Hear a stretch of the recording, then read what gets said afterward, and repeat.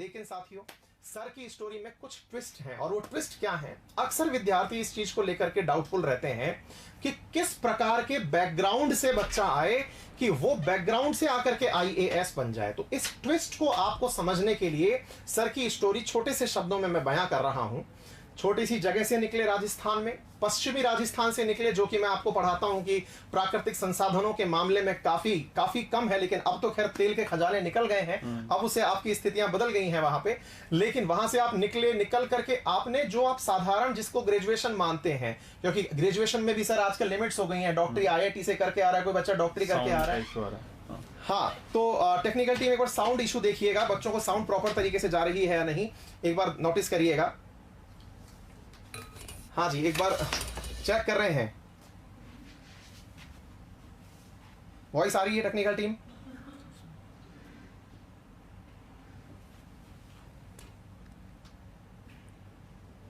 यहां से तो सब ठीक है। देखिए एक बार गाइस, 2 मिनट वेट करिए, अभी पता चल रहा है। कार्य जारी है। ओके, सही, पहले से भी सही जा रही थी, ठीक है। तो साथियों पॉइंट ये है कि सर ने जो है वो जिसको आप ग्रेजुएशन कहते हैं, साधारण ग्रेजुएशन जिसे आप कहते हैं, साधारण ग्रेजुएशन से मेरा कहने का मतलब है, अच्छा साउंड स्लो है, चलिए तो इसका हम थोड़ा सा इलाज कर देते हैं, रुकिए 1 मिनट के लिए। साउंड स्लो का हमारे पास ट्रीटमेंट संभव है, 1 मिनट वेट करिए, अभी करते हैं। प्रॉपर तरीके से साउंड आप तक आ जाएगी। इस मशीन को मैं अपने हाथ में ही ले लेता हूं और फिर आप तक आता हूं। हाँ जी, तो होपफुली अब सभी के पास अच्छे से आवाज़ आ जाएगी, ऐसा हम लोग मान के चल रहे हैं। हाँ भाई, अब ठीक है बेटा? आप सभी लोग एक बार थम्स अप करके बता दीजिए, ऑल ओके? होपफुली अब ठीक हो गया है ना? तो मेरे प्यारे साथियों, द पॉइंट इज कि सर ने अपने ग्रेजुएशन की शुरुआत करी मात्र बीए करके, है ना? राजस्थान में बहुत ही साधारण जगह से बीए किया, बीए करने के बाद फिर एमए किया, बीए और एमए जब कर लिया तब इनके मन में ख्याल आया कि भाई, क्योंकि आईएएस का सपना बड़ा आदमी देखता है, मुझे मतलब बहुत सारी डिग्री जिसके पास आईआईटी से हो या फिर डॉक्टरी किया हुआ हो या सीए हो, मैं तो साधारण बीए करके आया हूं, तो मैं कैसे ये सपना देख सकता हूं? तो सर ने अपने हिसाब से सेट किया कि चलो यार, पहले अपन स्टेट पीसीएस में देखते हैं कि अपना कैलिबर है कि नहीं है। गुरुदेव सही बोल रहा हूं मैं? तो अब सर ने जो है वो बिल्कुल स्टेट पीसीएस को दिमाग में रखते हुए मेरे प्यारे साथियों ख्याल किया कि क्यों ना हम स्टेट पीसीएस में परफॉर्म करें। तो सर ने मौके को तुरंत भुनाया और अपने वेरी फर्स्ट अटेम्प्ट में सर ने स्टेट पीसीएस यानी राजस्थान पीसीएस जिसे आप कहते हैं, आरएएस के नाम से आप जानते हैं, वेरी फर्स्ट गो में सर ने अलाइड सर्विसेज में पहली ही बार में अपनी रैंक सुनिश्चित कर ली। लेकिन अलाइड सर्विसेज में आने के बाद सर को यह पता चल गया कि मैं कुछ कर सकता हूं, और जैसे ही यह बात उन्हें पता चली तो उन्होंने तुरंत मेरे प्यारे साथियों इस बात को अपने ऊपर और आजमाना प्रारंभ कर दिया कि मैं अच्छी रैंक भी प्राप्त कर सकता हूं, और उसी चीज में सर आगे बढ़े। और मेरे प्यारे साथियों, इस चीज के साथ मैं आपकी तरफ से थम्स अप भी चाहूंगा, आपकी तरफ से शेयर भी चाहूंगा कि सर ने अपने अगले ही अटेम्प्ट में अपनी रैंक ऑल इंडिया टॉप 10 में यानी राजस्थान के अंदर टॉप 10 में सिक्योर की, और 8th रैंक पर ये पहली यानी दूसरी अटेम्प्ट में ये पहुंच गए। और राजस्थान सरकार के लिए जो आप डिप्टी पुलिस वो सुपरिटेंडेंट ऑफ पुलिस कहते हैं, डीएसपी का जो पद है वो सुनिश्चित किया। फिर तो साहब अपने ऊपर पूरा कॉन्फिडेंस आ गया, और पूरा कॉन्फिडेंस आ गया कि मैं तो कर सकता हूं, और जो मैं कर सकता हूं इस आधार पर फिर यात्रा पर निकल पड़े, और निकले यात्रा पर मेरे प्यारे साथियों आईएएस बनने निकले। और फर्स्ट अटेम्प्ट में मेरे प्यारे साथियों नॉर्थ इंडिया में अपने पेपर्स में जीके के अंदर हाईएस्ट नंबर स्कोर करके पहली ही बार में आईएएस में सेलेक्ट हुए। तो इस प्रकार से सर का जर्नी रही, और वर्तमान में सर एक बहुत ही अच्छे प्रशासनिक पद पर राजस्थान में कार्यरत हैं, और भारतीय रेलवे के अंदर एक बहुत ऊंची पोस्ट पर सेवारत हैं, और आप लोगों के साथ आज मुखातिब होने जा रहे हैं। तो हमारे लिए सर का जो पूरा की पूरा इतिहास क्रम मैंने आपको समझाया, उस इतिहास क्रम से आपके लिए संबंधित कुछ सवाल निकले होंगे, आपके मन में प्रश्न जो बने होंगे, उन सब का अब मैं एक एक करके सर से जवाब मांगता चलूंगा। और आप लोग इस सेशन को जितना ज्यादा हो सके शेयर करते चलिए, ताकि बहुत सारे लोगों तक इतने ज्ञान विभूति जो है, ज्ञान के सागर हैं, इनकी बातें पहुंचे। तो सर मेरे सवाल आपसे शुरू हों और आप अपनी तरफ से पहले मेरे स्टूडेंट्स को अपना आशीर्वाद प्रेषित करिए। सर बिल्कुल बच्चों, नमस्कार। आप साथियों, आप आए मेरे को सुनने के लिए और अंकित ने काफ़ी तारीफ कर दी। तो स्टार्ट देखिए, जर्नी की बात जैसे जैसे सवाल आएंगे मैं आपको बताता जाऊंगा क्या क्या इसमें दिक्कतें आती है, क्या क्या हमारे चैलेंजेस आते हैं, चुनौतियां आती है। तो सर मैं सवाल शुरू करता हूं फिर आपसे ना। बहुत बेसिक सा सवाल पूछता हूं सर कि सर आईएएस बन कौन सकता है ना भाई। सर की जर्नी से हमारे दिमाग में एक सवाल तय हो गया कि आईएएस कौन बन सकता है। ये बात सर की स्टोरी देख के फीलिंग तो आ रही है कि कोई साधारण व्यक्ति आईएएस बन सकता है, लेकिन क्या सर हम सब लोग जो बैठे हुए हैं क्लास में इस समय, जो हमारे विद्यार्थी बैठे हुए हैं, क्या सर ये भी आईएएस बनने का सपना देख सकते हैं? तो पहला सवाल को आंसर तो आप यही दीजिए सर। बिल्कुल, कोई भी व्यक्ति आईएएस बन सकता है जिसने सिंपल ग्रेजुएशन किया है। और मैं अंकित तुम्हें एक बात बताना चाहूंगा कि जब मैं ट्रेनिंग कर रहा था तो मैंने एक व्यक्तिगत शोध किया कि कौन कौन से व्यक्ति जो है आईएएस की परीक्षा में सेलेक्ट होते रहे हैं और कौन होते हैं। तो इसकी मैंने एक पूरी सारणी बनाई। तो मैंने ये पाया कि ट्रेनिंग करने के दौरान, इवन मेरे आरएस की ट्रेनिंग में और आईएएस की ट्रेनिंग के दौरान भी, ऐसा कोई भी व्यक्तित्व नहीं सामने आया जैसे ऐसे लगता हो कि इसने कोई एकेडमिक्स में बहुत ही बड़ा काम किया हो या कोई हमेशा से गोल्ड मेडलिस्ट रहा हो। बहुत ही साधारण मध्यम स्तरीय लोग आते हैं। बस एक चीज़ जो उनके अंदर खास रहती है, उनके सपने ऊंचे होते हैं। और ऐसा कोई भी व्यक्ति नहीं होता जिसके जीवन में कठिनाइयां नहीं आई हो। ऐसा कोई व्यक्ति नहीं होता जिसके जो इमोशनली, जो फाइनेंशियली, जो हर तरह की किसी न किसी झंझावातों से गुजर के आता है। तो मुझे ऐसा लगता है कि आईएएस की जो परीक्षा है वो कई प्रकार की परीक्षाओं का एक संयोजन है। उसमें जो व्यक्ति अपने आप को मजबूती से निकाल पाता है वो सेलेक्ट हो जाते हैं। सर इससे जुड़ा हुआ एक छोटा सा सवाल है, मैं विद्यार्थियों की तरफ से इस पूरे कन्वर्सेशन को आगे ले जाऊंगा। सर जो मेरा क्राउड है, जो मतलब मेरा परिवार है असल में, अंकित परिवार, उन्होंने अपने सपने जो है ना वो सेकंड स्टेज में आईएएस के रखे हुए हैं। मान लीजिए कि अभी हम एसएससी और रेलवे की तैयारी कर रहे हैं, फिर हम स्टेट पीसीएस की तैयारी करेंगे और फाइनली हम आईएएस की तैयारी करेंगे। सर इन विद्यार्थियों में ये डाउट है कि क्या ये आईएएस के सपने देख सकते हैं? मतलब इनके पास एलिजिबिलिटी है, कोई क्राइटेरिया है क्या इसका? इसका कोई क्राइटेरिया, देखिए इसमें सबसे बड़ी बात जो है, आपको मैं एक उदाहरण देके बताता हूँ। इंडिया में जो ग्रुप डी के एग्जाम होते हैं, चाहे हमारे इंडियन रेलवेज में भी होते हैं, उसमें एक ग्रुप डी के पोस्ट के लिए आप ये देखिए 2.5 करोड़ फॉर्म भरे जाते हैं, जितनी कई देशों की जनसंख्या भी नहीं होगी। और आईएएस की परीक्षा कल परसों ही पढ़ा है मैंने। और आप ये देखिए आईएएस की परीक्षा के लिए 7 से 8 लाख फॉर्म भरे जाते हैं, 4-5 लाख लोग जो है उसके प्रीलिम्स एग्जाम में अपीयर होते हैं। उसका रीजन ये नहीं है कि जो लोग ग्रुप डी का एग्जाम दे रहे हैं उनमें दमखम नहीं है, बस ये है कि वो इतना बड़ा सपना ही नहीं देख पाते। इतना बड़ा सपना इसलिए नहीं देख पाते हैं, उसका बहुत बड़ा कारण ये है कि इतने बड़े बड़े मिसकंसेप्शन, इतनी बड़ी गलत धारणाएं या भ्रांतियां मन में फैली हुई है कि व्यक्ति देखता है कि आईएएस केवल वही व्यक्ति बन सकता है जो कि एकेडमिकली बहुत स्मार्ट रहा हो, जिसके पास बहुत पैसा हो, उनके पेरेंट्स डीप पॉकेट्स वाले हो, हर तरह से जो है उसके जीवन में कठिनाइयों का अंत हो चुका हो। जबकि होता इसके बिल्कुल उलट है। हमारे साथ ट्रेनिंग करने वालों में बहुत से ऐसे लोग थे, इवन आरएस में भी हमारे जो टॉपर थे वो कभी जीवन में स्कूल ही नहीं गई। उन्होंने बोला कि हमने मेरी सारी एजुकेशन उनकी प्राइवेट हुई। ऐसे बहुत से लोग थे जो मतलब ऐसी पृष्ठभूमि से उठ के आए कि आप सोच भी नहीं सकते हैं। तो ये भ्रांतियां जिस दिन दूर हो जाएंगी तो सपने अपने आप बड़े हो जाएंगे। सबसे बड़े सवाल का जवाब तो ये, हर व्यक्ति बन सकता है, हर व्यक्ति आईएएस बन सकता है। बस फर्क सिर्फ इतना है कि आप उससे डरे हुए हैं या उसको चाहते हैं। अगर मैं खुद तुम्हें बीच में रोक रहा हूँ कि मैं स्वयं का बताता हूँ। मैंने आज तक स्कूल में किसी भी क्लास में टॉप नहीं किया, ठीक है। मैं फर्स्ट डिवीजन जरूर आती थी, लेकिन आपका मेरा रैंक कभी 5-10 के बीच में ही रहता था, ठीक है। तो मैं कभी खुद टॉपर नहीं रहा। तो आपको भी टॉप कहाँ करना, आपको भी तो 5 या 10 नंबर रैंक लानी है आईएएस में। आप आ जाइए, कौन मना कर। और आईएएस में और स्टेट पीसीएस के एग्जाम में अगर आपके टोटल मार्क्स जो है मेंस के अगर 50 से 60% के बीच है तो आप खुद ब खुद आपको बहुत अच्छी सर्विस मिल जाएगी। तो इशू ये नहीं है कि आप कितने इंटेलिजेंट हैं और आपके पास में कितना पैसा है, आपको कितने जो है डायरेक्शन वो गाइडेंस मिल रहा है। इंपॉर्टेंट ये है कि पहले आप अपने आप को परखिए कि आप खुद क्या चाहते हैं, तो वही तय करेगा। जी सर बच्चों का एक बहुत प्यारा सवाल आ रहा है जो मैंने अभी देखा। बच्चों ने ये पूछा कि सर हिंदी मीडियम से भी बच्चे जो हैं वो सेलेक्ट हो सकते हैं या नहीं। तो मैं इसका आंसर पहले आपके बिहाफ पर मैं दूंगा, फिर आप दीजिएगा। देखो बच्चों, बात ये है कि सर की प्रतिभा को आप इससे अंदाजा लगाइए। फिर वही बात, मीडियम कभी चुनौती नहीं है, जैसा मैं अब तक गुरु से सीख पाया हूं। लेकिन सर ने आरएएस टॉप किया हिंदी मीडियम से। अब इस बात को समझिएगा, आरएएस टॉप किया हिंदी मीडियम से और आईएएस टॉप किया इंग्लिश मीडियम से।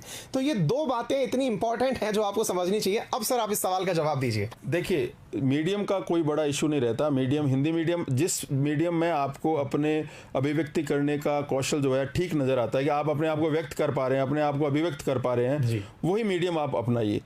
रही बात, कुछ टेक्निकल सब्जेक्ट्स ऐसे होते हैं जिसमें इंग्लिश मीडियम थोड़ा ठीक रहता है, बाकी हिंदी मीडियम वाले बहुत नंबर लाते हैं। और मैं खुद ऐसे बहुत से लोगों को जानता हूँ जिनका जो लिखने का जो तरीका हिंदी में बहुत बेहतर रहता है। तो मीडियम का कोई भी बड़ा कंस्ट्रेंट नहीं है। और दूसरा क्या है कि जैसे जैसे सूचना के स्रोत बढ़ते जा रहे हैं वैसे मीडियम का बड़ा इशू अपने आप खत्म हो गया।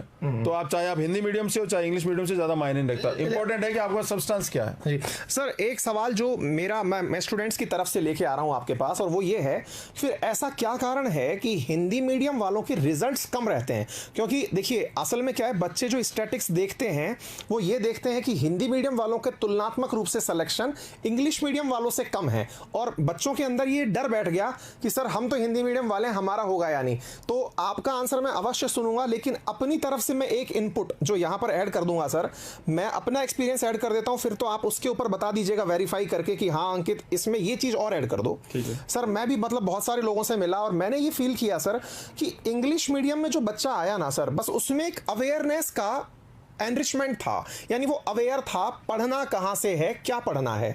वेयरएज जो हिंदी मीडियम वाला बच्चा है वो कंफ्यूज था, डरा हुआ था, वो डरता था उन बड़ी किताबों को देख करके, वो डरता था उन बड़ी मैगजीन्स को देख करके, वो उन अखबारों को देख करके कि ये मुझसे होंगे कि नहीं होंगे। और मुझे जो फीलिंग आई सर पर्सनली वो यही थी कि English medium versus Hindi medium में मीडियम कंस्ट्रेन नहीं है, कंस्ट्रेन इससे बड़ा ये है कि विद्यार्थी क्या सोच रहा है, उस मीडियम को चैलेंज समझ रहा है या कंटेंट को चैलेंज समझ रहा है। अब सर इस बात को आप पुख्ता करिए सर। देखिए अंकित, एक चीज तुम्हें बताता हूं, मैं अपने दर्शकों को भी बताता हूं कि एक यूपीएससी हर साल अपना एक प्रतिवेदन, अपनी एक रिपोर्ट जो है वो पेश करता है। उसमें वो बताता है कि कितने नंबर के स्टूडेंट्स कौन कौन से मीडियम से आए हैं। तो हिंदी मीडियम का आप औसत भी अगर देखोगे तो 30-32% के आसपास बच्चे अपीयर होते हैं। ओके, ठीक है, एक तो बात। तो ओवरऑल बाकी के जो है वो इंग्लिश मीडियम के ज्यादा रहते हैं। तो 30% तो हिंदी मीडियम से। दूसरा जो अच्छे अखबार भी अगर आप देखोगे जो सिविल सर्विसेज की तैयारी के लिए ज्यादा इंपॉर्टेंट है वो भी ज्यादातर इंग्लिश मीडियम के हैं। ये बात भी सही है। और तीसरा जो वेरिएंस अगर आप देखोगे, कॉपी चेकर आपके जो मेंस के पेपर में वगैरह में रहते हैं वो उनकी प्राइमरी लैंग्वेज जनरली इंग्लिश रहती है, तो उनको एक टेक्निकल वर्ड चाहिए होता है। हिंदी में जैसे मैं आपको फिलॉसफी में बताता हूँ, एक ही शब्द जो है हिंदी में आपको 3 अलग अलग रूप में देखने को मिलता है। एक किताब में अलग लिखा होगा, किसी में कुछ लिखा होगा, किसी में कुछ, तो थोड़ा सा वेरिएंस आ जाता है। इंग्लिश में थोड़े स्टैंडर्ड्स के शब्द मिल जाते हैं। पर हम ये कतई नहीं कह सकते कि कोई वजह है जिसकी वजह से हिंदी मीडियम का बच्चा आगे नहीं बढ़ पा रहा हूँ। एक समस्या पहले ये थी हमारे टाइम में, अगर आपने मेंस का एग्जाम इंग्लिश में लिखा है तो आपको इंटरव्यू भी इंग्लिश में देना पड़ेगा। अब वो भी खत्म हो गया, आप जिस भी मीडियम में चाहो अपना इंटरव्यू दे सकते हो। अच्छा सर, इसमें एक छोटा सा इनपुट और पूछना चाहूंगा कि अगर कोई विद्यार्थी जैसे हिंदी मीडियम में मेंस लिख रहा है तो क्या वो टर्मिनोलॉजी को ब्रैकेट में इंग्लिश में लिख सकता है क्या? अंकित, जो बच्चे ये काम करते हैं उन्हीं का सिलेक्शन होता है। तो इस बात को आप ध्यान से देखिए। इसमें सबसे बड़ी अड़चन ये है, जिस व्यक्ति ने इस नीरशीर विवेक को समझ लिया है कि टेक्निकल वर्ड अगर आप इंग्लिश में थोड़े थोड़े लिखते जाओगे बहुत नंबर आएंगे। मेरे खुद के आरएस में नंबर आए और यूपीएससी में भी नंबर आते हैं। हाँ। देखिए असल में जो एक अगर आप इस चीज का क्रक्स निकालें सब अपन मिलकर के, तो जो एक चीज समझ में आ रही है मुझे लग करके सर की बातों से, Hindi medium versus English medium को अगर हम इस तरह से बेहतर समझें कि हिंदी मीडियम वाले बच्चों ने इंग्लिश मीडियम की यूएसपी पकड़ ली। यूएसपी क्या है? कंटेंट है कि वो उनको पढ़ना कहां से है, क्या पढ़ना है, और उस कंटेंट में उस पर्टिकुलर कीवर्ड को उन्होंने इंग्लिश में लिख दिया, तो भाई वहां से पूरा की पूरा काम बन गया। तो ये एक अपने आप में सर ने एक बहुत बड़ी बात आप लोगों को बताई है। अच्छा सर, अब मैं एक सवाल को थोड़ा आगे बढ़ाऊंगा, और वो क्या है सर, विद्यार्थियों के बहुत सारे डाउट्स मेरे पास आए थे, क्वेश्चंस आए थे, और उनमें उनका कहना था, और हाँ भाई आप सभी लोग एक बार जल्दी से सेशन को शेयर करिए, ज्यादा तक लोगों तक पहुंचाइए। देखिए मैं अपने गुरुदेव को गुरु पूर्णिमा से पूर्व आपके सामने लेकर के हाजिर हो चुका हूं, तो मेरे गुरु का जो आशीर्वाद है ये मुझ पर बना हुआ है, यही कारण है कि मैं आप तक पहुंच पाया हूं, और अब मैं चाहता हूं कि इनका आशीर्वाद जन जन तक पहुंचे, है ना। तो मतलब ऐसी विभूतियां हमारे बीच में हैं और इनका आशीर्वाद आप तक पहुंचे, इसके लिए आप सेशन को शेयर करना बिल्कुल ना भूलें, जल्दी जल्दी सेशन शेयर करें बच्चों, है ना। अच्छा सर, मैं एक सिंपल सा सवाल और यहां पर पूछना चाहूंगा कि विद्यार्थियों में यह डाउट होता है कि तैयारी कब से शुरू करें, नंबर 1, और किताबें कौन सी पढ़ें। और मेरे पास अक्सर क्या है सर, इस तरह का बहुत सारा मतलब हर दिन भर भर के डाउट आता रहता है कि सर किताबों में कौन सी किताब पढ़नी है, इस बड़े राइटर की किताब पढ़नी है या नहीं पढ़नी है। और मैं इसी में एक सवाल और ऐड कर देता हूं, और वो ये है कि इस तैयारी में न्यूज़पेपर का क्या महत्व है, उसे भी आप इस स्थापित कर दें। तो पहला किताब का आंसर आप दीजिएगा और फिर न्यूज़पेपर का। जी जी, देखिए डिपेंड करता है कि आप तैयारी कब से स्टार्ट करें। जिस दिन आपको लगता है कि अब आईएएस की तैयारी करने के लिए हम तैयार हैं। अब आईएएस की तैयारी हम कैसे तैयारी करते हैं कि 99% बच्चे ऐसे तैयारी करते हैं, पहले प्रीलिम्स की तैयारी करेंगे, फिर मेंस की तैयारी करेंगे, फिर इंटरव्यू। जैसे आपको मालूम होगा, मुझे पूरा भरोसा है कि अंकित ने आपको बताया होगा कि 3 चरणों में एग्जाम होता है। तो हम क्या टुकड़ों में तैयारी करते हैं? सर आपके माध्यम से सुनाई दीजिए ना, तैयारी कैसे करते हैं? मैं आपको बता देता हूँ। भारतवर्ष में जो ब्यूरोक्रेसी है, नौकरशाही है, या इस देश में बड़े बड़े अफसरों का चयन करने के लिए हमारी भारत सरकार ने अलग अलग प्रकार के संस्थान बनाए हुए हैं। सबसे उच्च कोटि के नौकरशाह या सबसे उच्च कोटि के ब्यूरोक्रेट्स को सेलेक्ट करने के लिए यूपीएससी नाम का एक संस्थान बनाया है। और राज्यों में जैसे आरपीएससी राजस्थान में, बीपीएससी बिहार में, यूपीपीएससी उत्तर प्रदेश में, राज्यों के अपने बने हुए। तो टॉप नौकरशाह या सिविल सर्वेंट जिसको मैं कहूँगा, लोगों की सेवा करने के लिए जिन लोगों को चुना जाता है या जिनको प्रशासनिक अधिकारी कहा जाता है, उनके लिए अलग से संस्थान संगठन बनाए हुए हैं। वो ऐसे लोगों को चुनने के प्रयास करते हैं परीक्षा के माध्यम से, जो आने वाले समय में बहुत अच्छे प्रशासनिक अधिकारी बने। तो प्रशासनिक अधिकारी बनने के गुण अलग होते हैं, एक रिसर्च स्कॉलर बनने के गुण अलग होते हैं, एक इंस्पेक्टर होने के अलग गुण होते हैं। तो इसलिए अलग अलग संगठन है। यूजीसी रिसर्च स्कॉलर को चुनता है, एसएससी इंस्पेक्टर लेवल के लोगों को चुनता है। उच्च प्रशासनिक अधिकारियों के लिए यूपीएससी और स्टेट पीसीएस इसलिए बनाए गए हैं कि उनके लिए अलग तरह की गुणवत्ता के लोग चाहिए। उसमें ऐसा कहीं नहीं है कि बहुत इंटेलिजेंट चाहिए। उसकी क्या गुणवत्ता है वो आपको बताएंगे, समय में अंकित भी बताएंगे आपको। जैसे वो इसमें इंटीग्रिटी होनी चाहिए, वो एनर्जेटिक होना चाहिए, उसके अंदर सेंसिटिविटी होनी चाहिए, लोगों की सेवा करने का जज्बा उसके अंदर होना चाहिए। अगर आप ये सब कुछ करोगे तो लोग अपने आप आपको एक्नॉलेज करेंगे, लोग अपने आप आपको रिकॉग्नाइज करेंगे। तो ऐसे युवाओं को कैसे चुना जाए, उसके लिए उनको कैसे छांटा जाए? भारत 135 करोड़ लोगों का देश है, तो उसके लिए परीक्षा होगी। वो परीक्षा एक कंपोजिट परीक्षा, इसके 3 पार्ट हैं। पहला पार्ट प्रीलिम्स का है, जिसमें 2 पेपर होंगे, जिसमें आपको मल्टीपल चॉइस क्वेश्चंस पूछे जाएंगे, जिसमें आपको बहुविकल्पीय प्रश्न पूछे जाते हैं, जिससे ये टेस्ट होता है कि उस व्यक्ति का कंसेप्चुअल क्लियरेंस कैसा है, उसको अवधारणात्मक जो स्पष्टीकरण, उसको कैसे चीजें देखता है, उसको सब कुछ स्पष्ट है या नहीं है। बहुत लोगों को ये भ्रांति रहती है कि जो मल्टीपल चॉइस क्वेश्चन होते हैं वो ऑब्जेक्टिव होते हैं। ऑब्जेक्टिव का मतलब वस्तुनिष्ठ होना, वो अलग चीज है। वो इसलिए क्योंकि आपको 4 ऑप्शन इतने मिलते जुलते दिखते हैं कि अगर आपका कंसेप्ट क्लियर नहीं है तो आप गए। अब कंसेप्ट क्लियर करने के लिए वो आपको चीज बेहतरीन तरीके से समझ में आनी होनी चाहिए। तो पॉइंट 1 जो आप सभी इस चीज को लिख सकते हैं अगर आप तैयारी भविष्य में शुरू करें, कि प्रीलिम्स जो है इसको फैक्ट्स की किताब के हिसाब से याद मत करिए। यहाँ का जो यूपीएससी का प्रीलिम्स है ये कंसेप्चुअल क्लैरिटी है ना। इस बात को अगर अपन सर की बात को इन्वाइव करें और अपने लिए लिखें कि हमको क्या पहला इनटेक आज इस सेशन से मिला, कि जो प्रीलिम्स सेशन है वो कंसेप्चुअल क्लैरिटी का है, नंबर 1। और कंसेप्चुअल क्लैरिटी कैसे आती है अब वो समझते हैं। कंसेप्चुअल क्लैरिटी कैसे आएगी, उसके लिए आपको कम चीजें बार बार पढ़नी है और ढंग से पढ़नी है। तो जैसे इसी में आ जाता है कि मेरे से जब मैं देख रहा हूं इसमें कमेंट्स बोल रहे हैं कि कौन सी बुक्स पढ़ें, केवल आप एनसीईआरटी की बुक्स और एक अच्छा अखबार, प्रेफरेबली द हिंदू, अगर आप पढ़ते हो तो फिर आपको कुछ भी पढ़ने की आवश्यकता नहीं। अगर बीच में रोक रहा हूं, मैं इस चीज को ऐड कर देता हूं ताकि इसको पॉइंट नंबर 2 बनाइए। देखिए क्या होता है कि ये सक्सेस स्टोरी मैं सर की अपने मुंह जवानी भी सुना सकता था, लेकिन उसमें क्या होता, कुछ मेरे इनपुट्स आते जो यूजलेस होते। मैं फिलहाल सर के सामने यही कहूंगा कि वो यूजलेस ही है सर आपके सामने मेरे लिए, तो है ना।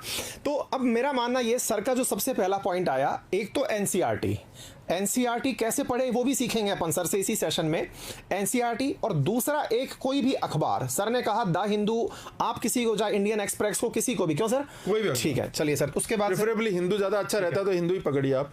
किताबें बेहतरीन सबसे अच्छी एनसीईआरटी की होती है। अब देखिए, वो किताबें आप पढ़ो और एक अखबार आप पढ़ते हो। ज्यादा किताबें, ज्यादा चीजें पढ़ने या ज्यादा मार्गदर्शकों का अगर आप अनुसरण करेंगे तो हमारे पास में समय का अभाव है। देखो मैं आपको एक बताता हूँ, इंडिया टुडे ORG वालों ने आज से करीबन 4-5 साल पहले एक सर्वे किया। उस सर्वे में उन्होंने बताया कि भारत में जो कंपटीशन क्लासेस की जो तैयारी बच्चे करते हैं उनकी एवरेज पढ़ाई कितनी होती है। उसमें सबसे ज्यादा जो तैयारी करने का एवरेज प्रतिदिन एक बच्चा जो पढ़ता है वो करीबन 10.5 घंटे आए, जो बच्चे IIT की तैयारी करते हैं सबसे ज्यादा। हालांकि उसमें मेडिकल जो पीजी वालों को बाहर रख दिया। सेकंड नंबर पर जो मेडिकल की तैयारी करते हैं वो भी लगभग 10 घंटे के आसपास। फिर जो 8 घंटे का एवरेज था कैट की तैयारी करते हैं। चौथे नंबर पर यूपीएससी की तैयारी करने वाले बच्चे, उनकी एवरेज पढ़ाई होती है 6.5 घंटे। यानी औसतन आईएएस की तैयारी करने वाला बच्चा जो है 6.5 घंटे पढ़ता है। करीबन 6-7 साल पुरानी ORG इंडिया टुडे की एक रिपोर्ट थी। अब आप अंदाजा लगाइए, हम अगर 7 घंटे का एवरेज पकड़ते हैं तो 365 दिन को अगर हम लेके चले तो एक बच्चे को या एक परीक्षार्थी अभ्यर्थी को, एस्पिरेंट को कुल मिला के लगभग 2500 घंटे मिलते हैं साल भर में। अब उन 2500 घंटों में आप अगर 1500 पेज की किताबें पढ़ेंगे जिनमें से 1 या 2 सवाल आने की संभावना रहेगी, तो इसका मतलब क्या है कि आपके अंदर मैनेजमेंट नहीं है।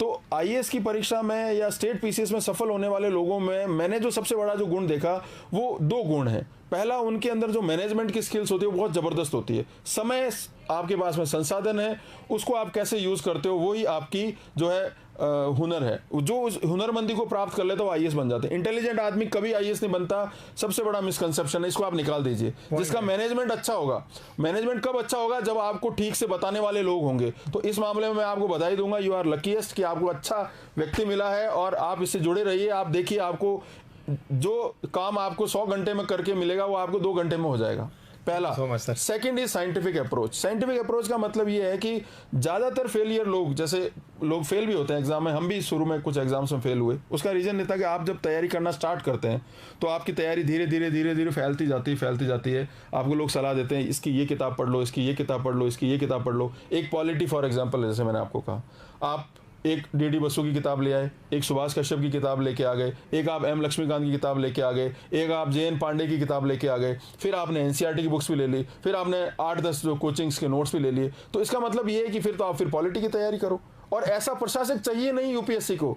यूपीएससी को इंटेलिजेंट लोग तो चाहिए नहीं भैया। यूपीएससी को आदमी कैसा चाहिए, ऐसा व्यक्तित्व चाहिए जो ये समझता हो कि सबसे बड़ा रिसोर्स टाइम है, कम टाइम में ज्यादा आउटपुट देने वाला। एक एग्जांपल मैं बताता हूँ अंकित, बाढ़ आई सर, एक बीच में छोटा सा सवाल ये आ रहा था, कौन से क्लास से कौन सी क्लास की एनसीईआरटी, ताकि हम मैं इस पे भी आता हूँ। पहले टाइम पे आ जाता हूँ, फिर एनसीईआरटी को बताता हूँ। अगर किसी क्षेत्र में बाढ़ आ गई, अब एक तो व्यक्ति वो है जो बाढ़ के बारे में सब कुछ जानता है, 800 लाइन का वो जो उस पर ऐसे भी लिख सकता है कि बाढ़ कितने प्रकार की होती है, बाढ़ कहाँ कहाँ आती है, असम में ज्यादा आती है। और एक प्रशासक वो होगा, एक व्यक्ति जो होगा देखेगा बाढ़ में जन धन की हानि का कैसे न्यूनीकरण किया जाए और कैसे जो कम से कम बातों में ऊपर अथॉरिटीज को मैसेज मिल जाए, नीचे जनता की जो है समस्याओं का समाधान हो। तो प्रशासकीय गुण जो है वो ज्ञान से ज्यादा जो है वो है प्रॉब्लम सॉल्विंग।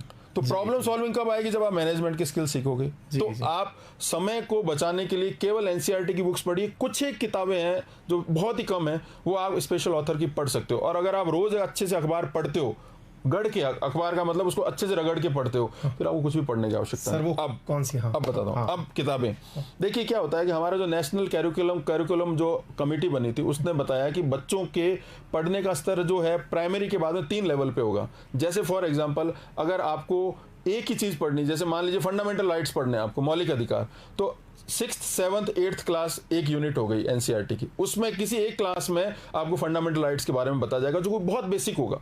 फिर 9th, 10th में वो दोबारा रिपीट होगा 9th, 10th की एसएसटी में, ठीक है, वो थोड़ा और हायर लेवल पे होगा। 11th, 12th में वो एक्सपर्टीज हो जाएगा।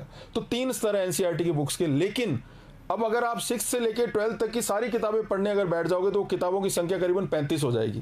तो जो एडवाइजेबल यही है कि आप 9th, 10th से पढ़ना स्टार्ट कर लीजिए। 9th, 10th तो जरूर पढ़नी है सब।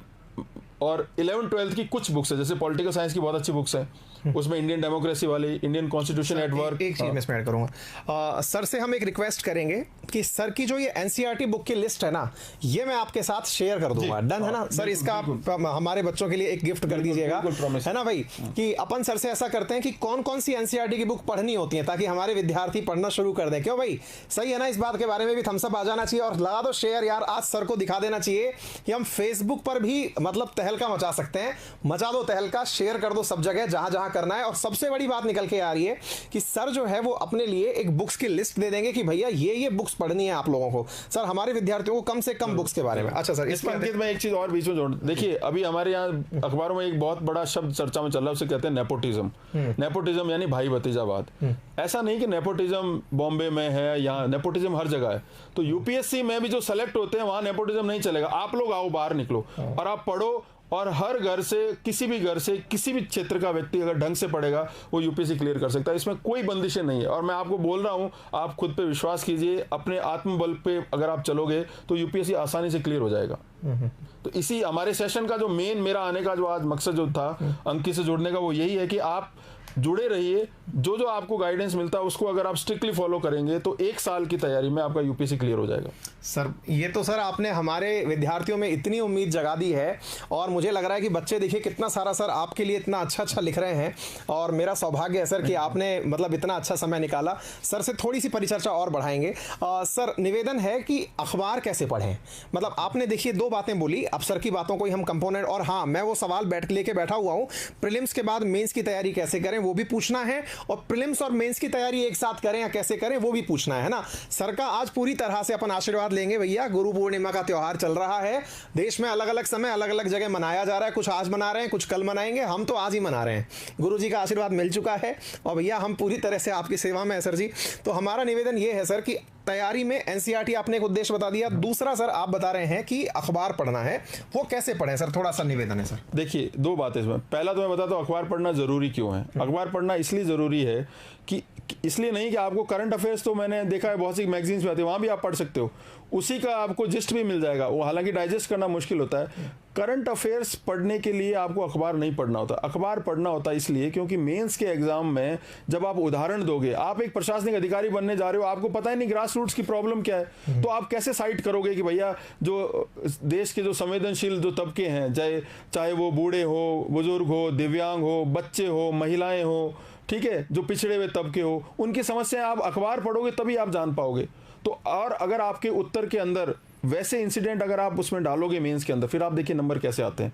तो इसलिए अखबार पढ़ना आवश्यक इसलिए है कि बहुत बड़ा पार्ट है आपका तैयारी का, तो तीनों स्तर पे काम आएगा।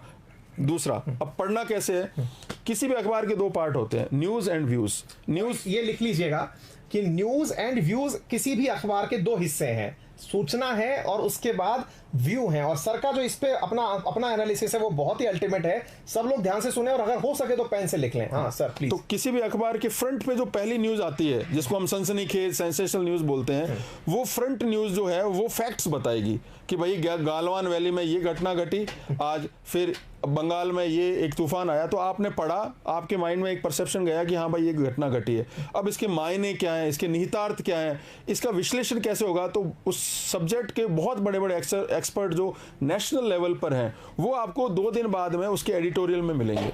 तो आपको क्या करना है, आपको सिंपल आप हर महीने के हिसाब से एक कॉपी बना लीजिए और उस कॉपी में पर डे आपको 3 या 4 बड़ी जो घटनाएं देखने को मिलती है वो एक पेज पे एक घटना लिखिए बस, ठीक है। अगले 2 दिन बाद में उसके बारे में जितनी भी बातें आती है वो जो आपको आती है वो उसको अटका दीजिए, ताकि क्या 1 महीने की आपकी एक छोटी कॉपी बन जाएगी, उसको आप बार बार रिवाइज करोगे। रिवीजन के बिना कोई भी एग्जाम आईएएस तो कतई क्लियर नहीं होगा। इसलिए आपको बोल रहा हूँ समय जो हमारे पास में है, जो 2500 घंटे मैंने आपको बताया, आप 3000 घंटे भी कर लीजिए, उसका एक बहुत बड़ा पार्ट जो है हमें रिवीजन में लाना है। और रिवीजन के लिए हमारी जो तैयारी है वो फैलनी नहीं चाहिए, वो कन्वर्ज होनी चाहिए।